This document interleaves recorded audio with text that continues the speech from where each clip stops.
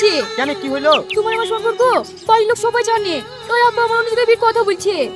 কেন? তোমার আব্বা মায়ের সাথে কথা হয়ে আছে, আমার গ্রাজুয়েট কমপ্লিট হলে তারপরে বিয়ে করব। আমার আব্বা মা তোমাকে বিশ্বাস পায় না। কেন?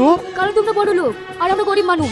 দুষ পাগলি, ভালোবাসার কাছে কোনো গরিব বড় লোক আছে নাকি? সত্যি বলছি, তোমাকে না পাইলে আমি মরে যাবো। চুপ করো, খবরদারি কথা বলবা না। বাঁচলে একসাথে বাঁচবো, মরলে একসাথে মরবো। তুমি কোনো চিন্তা করো না, আজকে বাড়ি কি তোমার আর আমার বিয়ে কথাটা বলবো। আমার শোনা পাখি, আজ আমি খুব খুশি। আব্বা, তোমাকে একটা কথা বলবো। ঠিক আছে, আমি পরে শুনবো। না আব্বা, খুবই ইম্পর্টেন্ট কথা। ঠিক আছে, যা বলবি তাড়াতাড়ি বল। আব্বা, আমি একটা মেয়েকে ভালোবাসি, ওকে বিয়ে করতে চাই। তুই যখন বিয়ে করার নিয়তি করে ফেলেছি, তো আমাকে জিজ্ঞেস করছিস কেন? না আব্বা, তুমি ওইভাবে বলো না, তোমার অমত আমি বিয়ে করতে পারবো না। এই মেয়ের বাপকে বলিস আমি কাল যাবো। থ্যাংক ইউ আব্বা।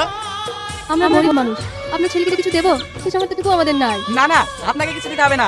আমার ছেলে যখন আপনার মেয়েকে পছন্দ করেছে, শুধু আপনার মেয়েটুকে দিলেই হবে। আপনার কথা শুনে আমি খুব খুশি হলাম।